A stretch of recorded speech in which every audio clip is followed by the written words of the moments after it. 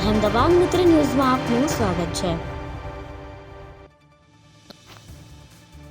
ભાવનગર શહેરના નવાપરા વિસ્તારમાં આવેલ રોયલ કોમ્પ્લેક્સના બેઝમેન્ટમાંથી કચરાના ઢગલામાંથી 500ના દરની ડુપ્લિકેટ નોટ મળી આવતા ચકચાર મચી હતી। આ ઘટનાની જાણ પોલીસને થતાં પોલીસ કાફલો તાત્કાલિક ઘટના સ્થળે દોડી જઈ તપાસ હાથ ધરી હતી। રેન્જ આઈજી એસપી સહિતનો મસમોટા પોલીસ કાફલો દોડી ગયો હતો।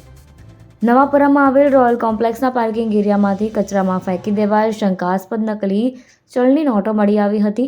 એસઓજી પોલીસને જાણ થતાં ઘટનાસ્થળ પર પહોંચી શંકાસ્પદ ચલણી નોટોનો કબજો લઈ આગળ તપાસ હાથ ધરી હતી।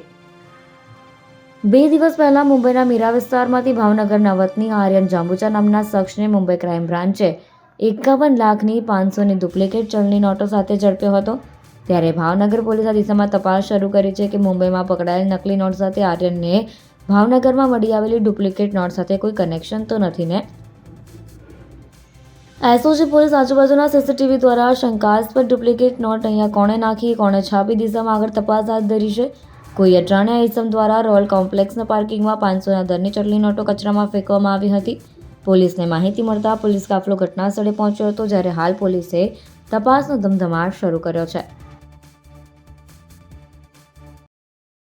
અહેમદાબાદ મિત્ર ન્યૂઝની યુટ્યુબ ચેનલને સબસ્ક્રાઇબ કરો અને બેલ આઇકોન જરૂરથી દબાવો, જેથી દરેક મહત્વના વિડીયોની નોટિફિકેશન તમને મળતી રહે।